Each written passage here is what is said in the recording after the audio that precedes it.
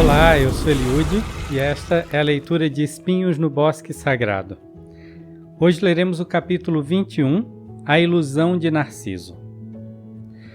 Cada povo tem uma maneira diferente de enxergar a Deus, mas numa coisa, a maioria que acredita em sua existência concorda, que ele seria o Criador do nosso espírito, que em grego é chamado de pneuma e em hebraico de ruach. Palavras que significam em ambas as línguas sopro, vento ou respiração, possivelmente indicando algo invisível, ainda que possa ser percebido pelos sentidos físicos, algo que tem a delicadeza de uma brisa e a força de um furacão, algo que ao mesmo tempo em que alimenta o fogo, também o apaga. Para quem não acredita na existência de deuses ou espíritos, a vida é obra do acaso, e a morte, o fim de nossa existência.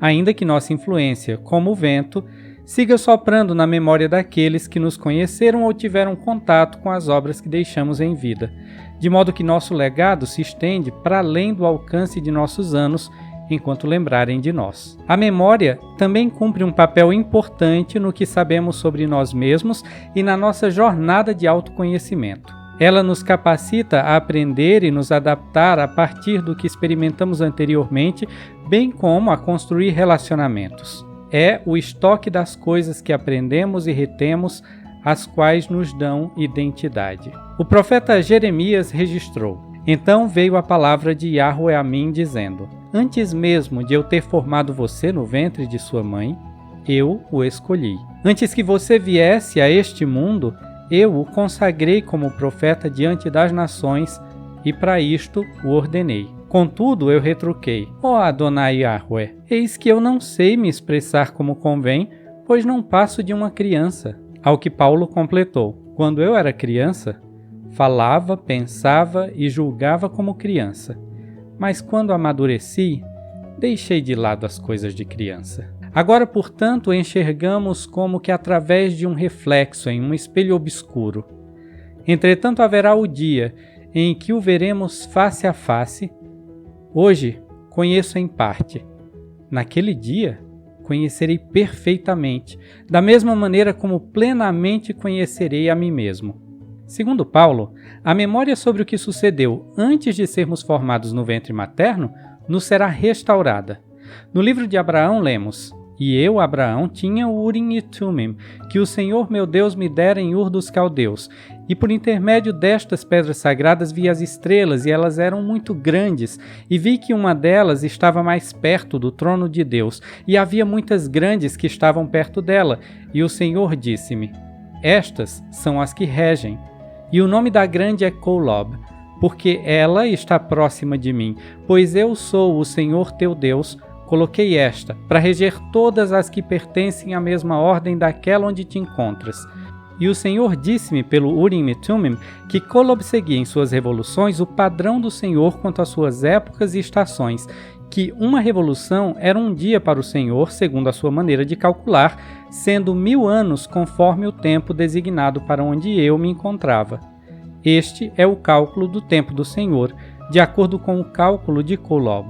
E a ti é dado saber o tempo estabelecido de todas as estrelas que foram postas para dar luz até que te aproximes do trono de Deus. Assim eu, Abraão, falei com o Senhor face a face, como um homem fala com outro. E ele falou-me das obras que suas mãos haviam feito, e ele disse-me: meu filho, e sua mão estava estendida. Eis que te mostrarei todas elas. E ele pôs a mão sobre os meus olhos, e eu vi aquelas coisas que suas mãos haviam feito, e eram muitas. E elas multiplicaram-se ante meus olhos, e não consegui ver seu fim. E ele disse-me: Este é Sineá, que é o sol. E ele disse-me: Kolob, que é a estrela.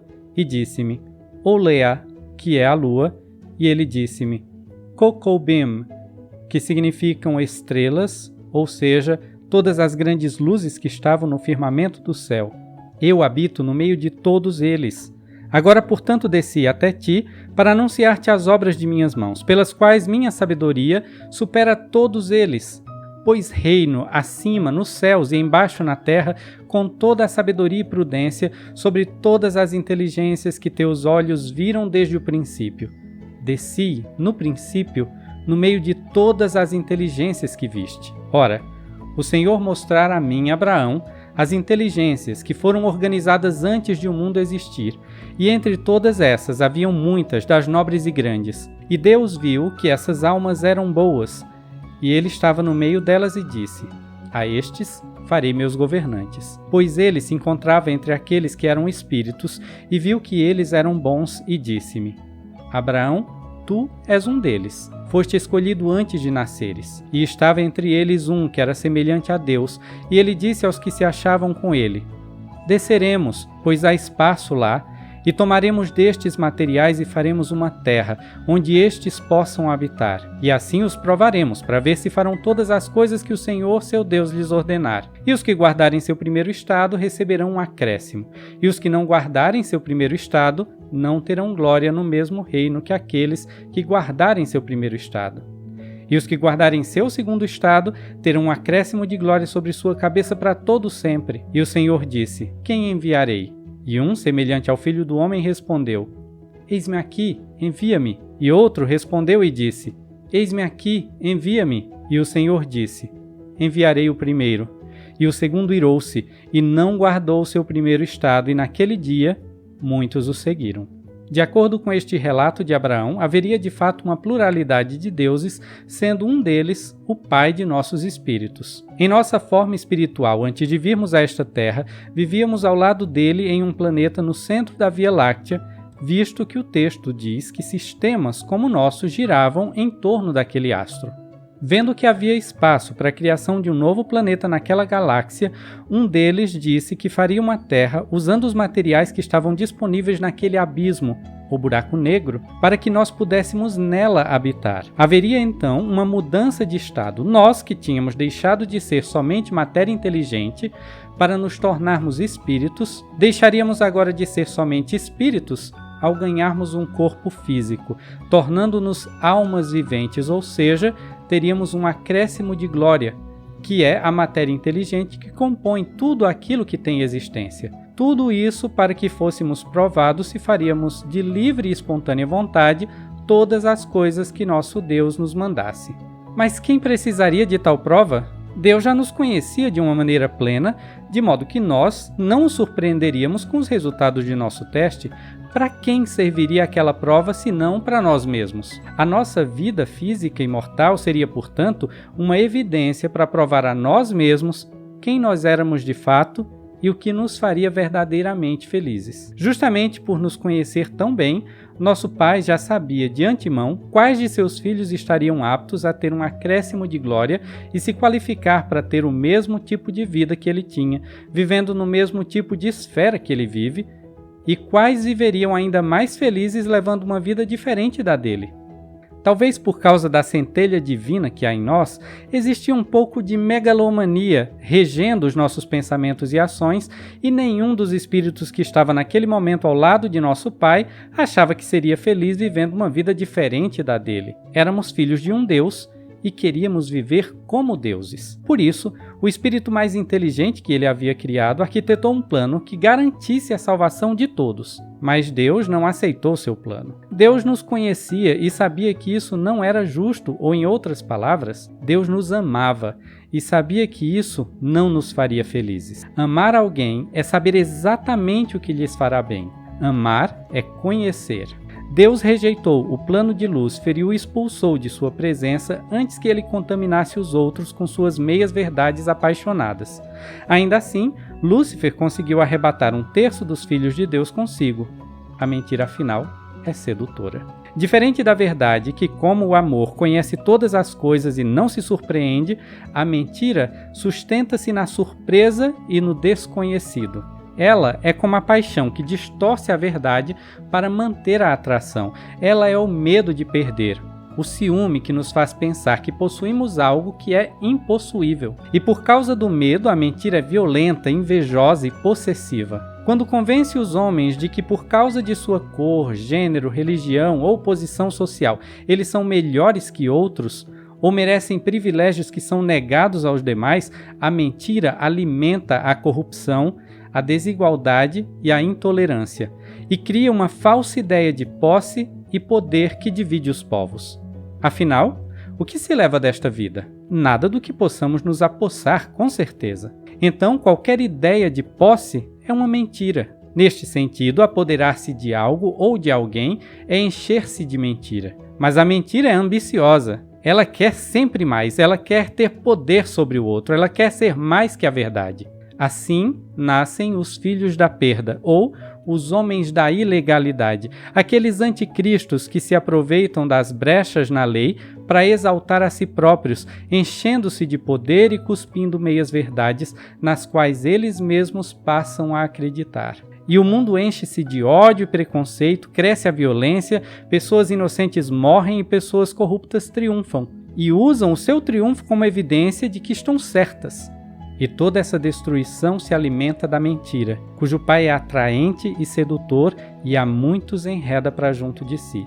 Lúcifer é o pai da mentira, mas nem sempre foi assim. Ele foi o primeiro filho espiritual de Deus. Seu nome, Hillel, em hebraico significa aquele que brilha ou o portador da luz. Tal título designava algo puro e cheio de conhecimento, mas justamente por se sentir tão perfeito, Lúcifer se apaixonou pela própria imagem e pelo poder que lhe foi dado em decorrência do conhecimento que adquiriu por seu próprio mérito e esforço. Ele amava mais a si mesmo que a qualquer de seus irmãos e não estava disposto a deixar tudo o que havia conquistado naquela esfera de existência e passar por um véu do esquecimento para vir a uma terra onde corria o risco de, não guardando seu segundo estado, ser destituído de sua posição e não receber um acréscimo de glória, que era o que lhe faltava para tornar-se como seu pai. Sobre este evento, Isaías registrou: Como você caiu, Hillel, filho da manhã!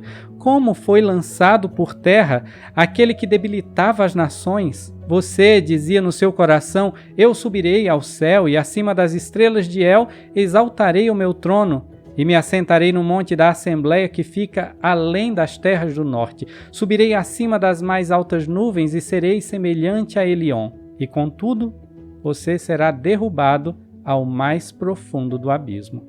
O mesmo destino foi reservado ao personagem mitológico Narciso, um jovem cheio de semelhante orgulho que, por se achar superior aos demais, apaixonou-se pela própria imagem e acabou sendo eternamente atormentado por ela no inferno. Narciso era o filho da ninfa Liríope e do deus do rio Kéfiso. Numa sociedade patriarcal, ninfa era o título que os gregos davam às mulheres livres que não aceitavam viver sob as leis machistas que regiam as comunidades onde haviam nascido e fugiam daquelas aldeias, tribos e cidades, indo viver nos bosques onde sua própria consciência ditava as leis ou códigos de conduta que deveriam nortear suas vidas. Por elas serem mulheres livres e por serem as roupas que cidadãos e escravos usavam indicadores de gênero, status social e região de origem, as ninfas preferiam andar despidas. A nudez era sua maneira de dizer que elas não cabiam naqueles rótulos preconceituosos dos homens de seu tempo. No entanto, mulheres fortes e independentes sempre foram vistas como uma ameaça às estruturas de sociedades machistas e moralistas, e não foi diferente com as ninfas. De modo que muitas acabaram sendo estupradas por homens casados e moralmente idôneos aos olhos da sociedade. É tanto que até hoje o termo ninfomania é usado para se referir ao pensamento obsessivo por sexo. Liríope, a mãe de Narciso, engravidou após ter sido estuprada por Kéfiso, chamado de Deus do Rio, por possivelmente ser um navegador importante da região da Beócia, que parecia repetir aquele feito a cada porto, visto que muitos são os filhos e filhas que ele teve com diferentes mulheres que viviam às margens dos rios por onde ele navegava. Após o nascimento da criança, a ninfa buscou a sabedoria do profeta Tirésias acerca do destino de seu filho, que lhe disse que Narciso teria uma vida longa se ele não soubesse de si, muito possivelmente fazendo referência ao fato de que, se ele conhecesse sua origem e fosse reclamar de seu pai algum direito, poderia acabar sendo rejeitado e morto pelo magnata. Uma das versões mais conhecidas do mito de Narciso foi registrada por Ovídio em seu poema histórico-fantástico Metamorfoses, onde lemos: Pois Narciso havia completado 16 anos, e ora parecia menino, ora homem.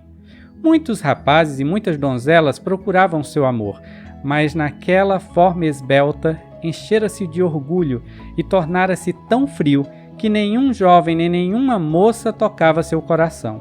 Certa vez, enquanto ele espantava um cervo assustado para que caísse em sua armadilha, uma ninfa de fala estranha o contemplou, a ressoante Eco, que nem conseguia ficar quieta quando outros falavam, nem começava a falar até que os outros se dirigissem a ela. Quando viu Narciso vagando pelos campos, ficou inflamada de amor e o seguiu furtivamente. O garoto, já distante de seus fiéis companheiros, gritou: "Tem alguém aqui?" E Eco gritou: "Aqui!" Ele olhou ao redor e chamou: "Vem!" E "Vem!"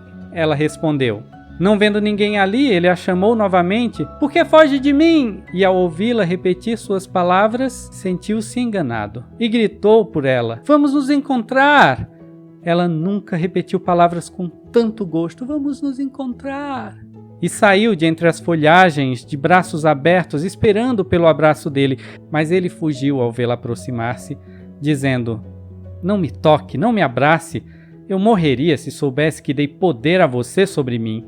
"Dei poder a você sobre mim", ela disse, e nada mais. Rejeitada, ela se escondeu no bosque e escondeu sua vergonha entre as folhagens e passou a habitar em cavernas solitárias. Seu amor tornou-se pesar. Suas noites sem sono consumiram sua carne. Ela murchou e enrugou, de modo que todo o vigor de seu corpo sumiu no ar. Somente sua voz e seus ossos permaneceram. Até que seus ossos se confundiram com as rochas, e lhe restou somente a voz. A beleza de Narciso nunca foi sua fraqueza. Assim como a fraqueza de Lúcifer nunca foi seu conhecimento e inteligência. A falha de caráter de ambos era o orgulho, que embotava o discernimento. O fato de ser sempre alvo de interesse de homens e mulheres fez com que Narciso acreditasse que sua beleza e sua ascendência divina colocavam-no numa posição superior aos demais, de modo que se tornara dependente dos elogios dos admiradores de sua beleza, uma beleza que ele mesmo desconhecia, visto que sua mãe Liríope, por não compreender o conselho de Tireses, não permitia que Narciso visse o próprio reflexo. Assim, por não saber que aparência tinha seu próprio rosto, ele dependia do depoimento de terceiros para alimentar seu ego faminto. Os elogios eram seu espelho. Quando Eco se apaixonou por Narciso, ele alimentou o sentimento da ninfa, demonstrando interesse em encontrá-la. Diferente dos outros que o cortejavam abertamente, a ninfa o fizera em oculto. Enquanto Eco era um mistério, ela despertava o seu interesse. Mas ao apresentar-se diante dele e tentar beijá-lo, ela deixou de ser mistério e tornou-se erotismo. Narciso desprezava o erotismo, pois foi a erotização de sua mãe que fez com que seu pai a estuprasse e após o sexo a abandonasse com um filho que só sobreviveu porque ela abraçou a maternidade negando ela mesma o seu próprio erotismo. Por ter sido vítima da distorção erótica de Kéfiso, Liríope imprimiu em seu filho o mesmo asco por qualquer coisa que fugisse o escopo filia do amor. Ele então se esquiva de Eco e diz que preferiria morrer a dar poder a ela sobre ele. É assim que Narciso vê o erotismo. Sua mãe era uma mulher forte, livre e independente, que ao deixar-se apaixonar, perdeu o poder que tinha sobre sua própria força, liberdade e independência. Ele não faria o mesmo. De forma semelhante, Lúcifer também era filho de um deus, e fascinado pelos mistérios que envolviam a figura de seu pai, ele procurou conhecer tudo o que estava ao seu alcance a respeito do Altíssimo. Por causa de seu vasto conhecimento, ele foi admirado e elogiado por uma hoste de espíritos, de modo que ele se apaixonou pelo jogo do poder, mas não se contentou em ocupar a posição de coadjuvante. Ele queria sentar-se no trono de seu pai e ser como ele. No entanto, segundo os planos do Altíssimo, todos, inclusive Lúcifer, teriam que abrir mão de tudo o que haviam aprendido em sua presença e descerem à Terra para viverem experiências que provariam para eles mesmos se eles eram de fato quem achavam ser. E para que alcançassem tal nível de autoconhecimento e descobrissem o estilo de vida que de fato lhes faria felizes, passariam por um véu do esquecimento antes de nascerem. Lúcifer sabia que havia uma chance de, em tal situação, ele cair de sua condição divina e, paradoxalmente, antecipou sua queda ao opor-se abertamente contra os planos de seu pai. A fraqueza de Lúcifer não era seu conhecimento inconsequente, mas o fato de não ser capaz de ouvir os conselhos de alguém que era muito mais sábio que ele. Por isso, ao cair, ele arrastou consigo todos os que deram ouvidos aos seus convincentes argumentos. Consumidos por seu orgulho, Narciso e Lúcifer não mediam as consequências de suas palavras ou ações, de modo que muitos, seduzidos e frustrados diante do conhecimento inconsequente de um e da beleza inatingível do outro, sofreram e até mesmo morreram por não conseguirem lidar com tal frustração. O orgulho foi o que lhes deu poder e o que lhes fez cair.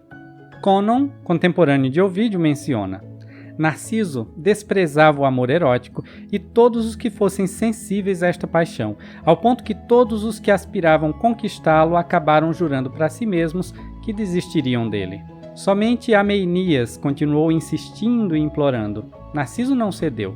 Ao invés disso, desembainhou sua espada diante da insistência de Ameinias, que de posse dela tirou a própria vida diante das portas da casa de Narciso, implorando que os deuses o vingassem. Ao ver sua própria imagem e forma refletida na água de uma fonte, Narciso se tornou o seu primeiro e único amor, paradoxalmente amando e odiando amar a si mesmo. Finalmente, perplexo e pensando que estava sofrendo justamente por ter insultado o amor de Ameinias, ele se matou. E a partir de então, os tespianos aprenderam a honrar e reverenciar mais a Eros, e aprenderam a oferecer-lhe sacrifícios tanto nos rituais públicos como privados. Os habitantes locais acreditam que a flor do Narciso surgiu primeiro no solo onde o sangue de Narciso foi derramado. A ambivalência da rejeição de Narciso ao erotismo mostra o quanto ele era incoerente acerca das coisas que acreditava sobre si mesmo. A sensualidade é uma característica do erotismo, e mesmo percebendo-se sensual, ele não se cobria diante do interesse de terceiros, ele se mostrava. Ele sabia o poder que o seu corpo nu exercia sobre quem o observava de longe e apreciava tal interesse.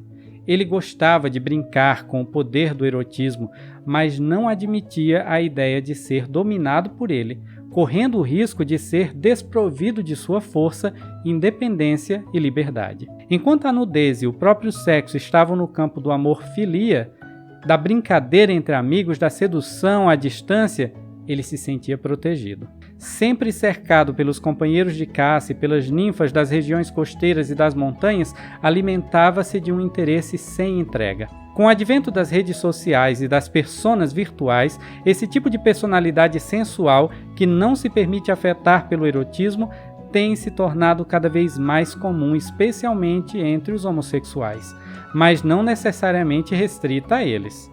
Temendo dar ao outro poder sobre si, esses narcisos pós-modernos alimentam o jogo da conquista, compartilhando selfies e nudes em busca daquele reflexo perfeito de seu próprio ideal de beleza no corpo de terceiros, separados por displays cada vez mais finos e maleáveis, como a água do lago onde Narciso viu pela primeira vez a sua imagem refletida, atiram-se e afogam-se.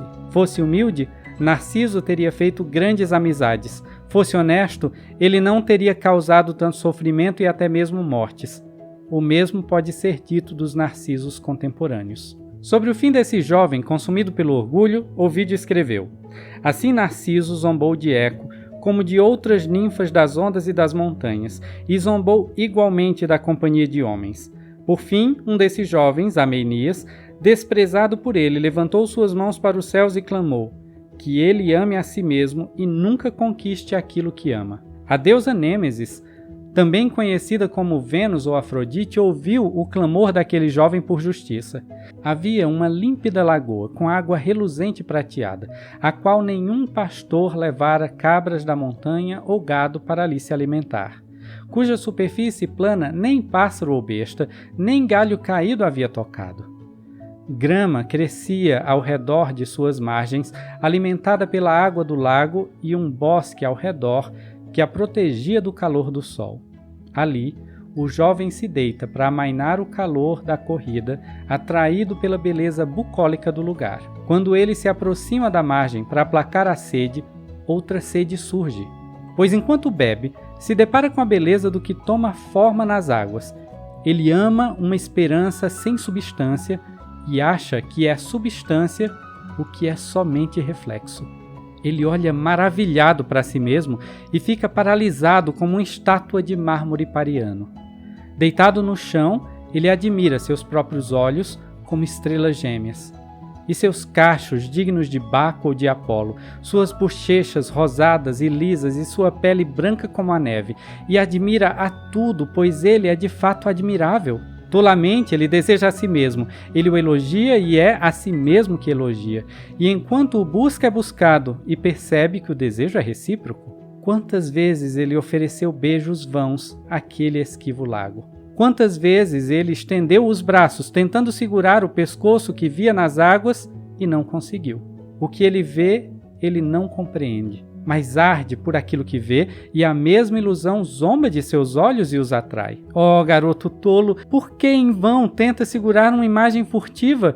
O que você busca não está em lugar algum. Basta virar as costas e o objeto de seu amor não mais existirá ali. Isto que você admira é só uma sombra de uma forma refletida e não tem substância alguma em si mesma. Com você ela vem, com você ela fica, e com você ela vai se você conseguir ir. Nem a vontade de comer ou descansar conseguir afastá-lo dali, mas deitado na grama, ele olha apaixonado para aquela falsa imagem com olhos que não conseguem alcançar o que buscam. Levantando-se um pouco, ele clama: alguém neste bosque já amou mais cruelmente do que eu? Árvores, que conveniente espiam os amantes, vocês, nos seus séculos de existência, lembram de alguém que se tenha consumido de amor dessa maneira? Percebo que estou encantado, mas o que eu vejo e o que me encanta não consigo encontrar. Que grande desilusão meu amor sustenta, e para me fazer ainda mais triste, não estamos separados por nenhum poderoso oceano, longa estrada, íngreme montanha ou cidade com portões fechados.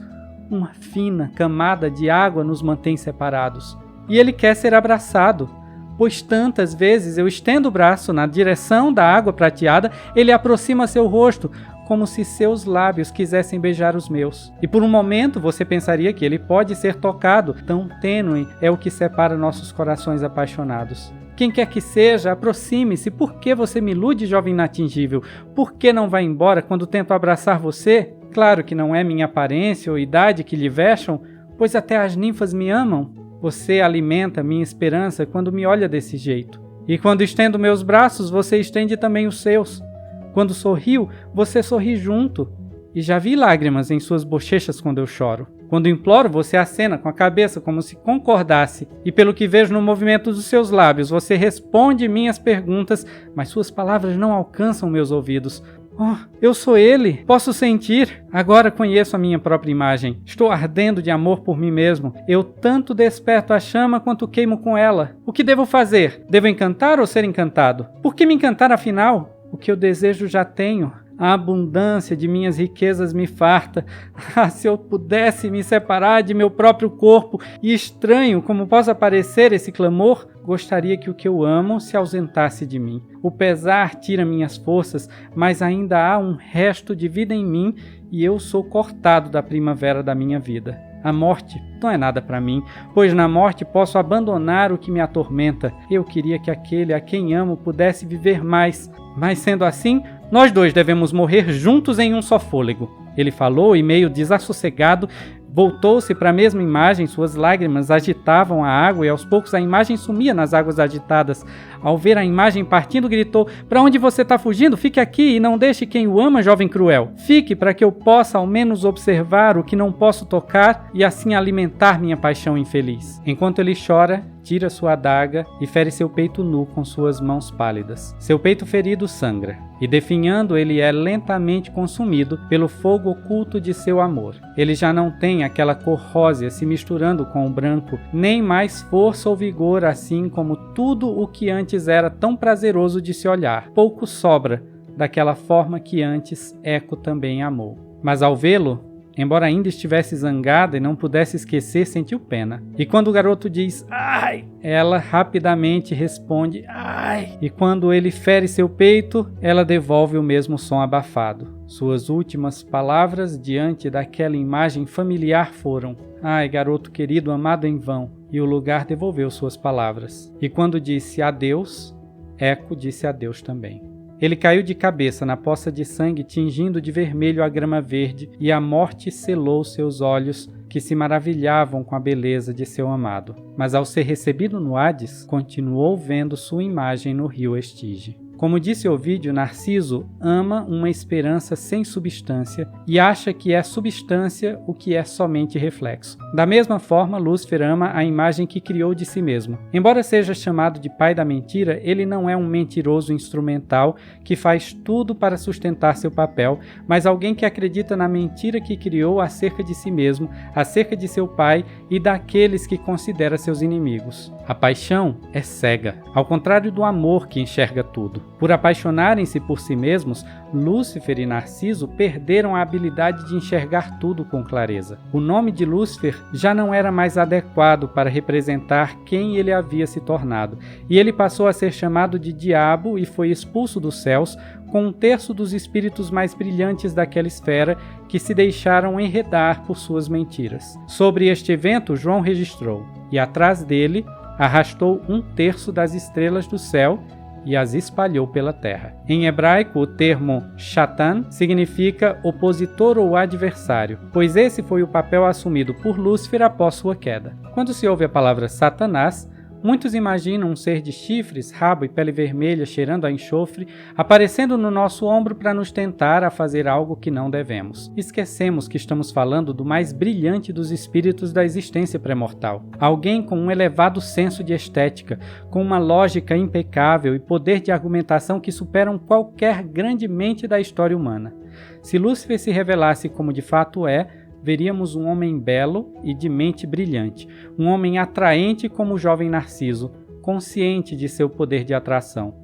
Não somente sua aparência seria atraente, mas principalmente suas ideias e seu conhecimento dos mistérios divinos, de modo que certamente o confundiríamos com o próprio Cristo, especialmente se ele surgisse em uma época de crise mundial, quando a humanidade ansiasse por uma solução mágica, um salvador que os libertasse dos grilhões da insegurança e miséria. Em épocas assim, Satanás é quem dita as regras deste mundo. Jesus disse: agora que a crise é deste mundo, e agora que o regente deste mundo está exposto, eu também, se for levantado do pó, atrairei a atenção de todos a mim. A palavra grega crisis significa crise, mas também significa julgamento, cuja raiz remete à palavra crino, que significa dividir, separar, distinguir duas coisas ou pessoas em um grupo de coisas ou pessoas e criar disputa ou contenda entre elas. Crino é a raiz etimológica da palavra discriminação. A crise deste mundo é uma crise ética, promovida pela corrupção e pela falsa moralidade, que fazem com que as diferenças entre os indivíduos se acentuem, levando certos grupos a se sentirem superiores a outros. Neste mundo dividido, o Archon, ou seja, aquele que dita as regras desumanas da competição e discórdia, tem cumprido o seu papel entre os povos, o de revelar a face mais sombria dos homens e mulheres de seu tempo. Por que Deus permitiria que este anjo decaído influenciasse os homens de tal maneira? Se não houvesse nada que atraísse para um ou outro lado, não haveria progresso. Tudo ficaria em estado estático e morreria em si mesmo. E justamente porque nos apegamos àquela polaridade que nos faz algum tipo de oposição, é que criamos no transcorrer de nossas vidas laços cada vez mais fortes com a verdade ou com a mentira, ou seja, com aquilo que é divino ou com aquilo que é humano em nós mesmos. Assim, essa vida é um tempo para nos conhecermos, um tempo para encontrarmos aquilo que nos faz de fato felizes. E se o que nos faz de fato felizes é ter a vida que Deus tem, obedecendo de bom grado às leis que ele obedece, então temos chances de ganhar aquela exaltação da qual acreditávamos ser merecedores antes de virmos para essa terra. Mas se só encontramos angústia e sofrimento no esforço para nos adequarmos a um padrão de conduta que não condiz com nossa natureza, estamos nos enganando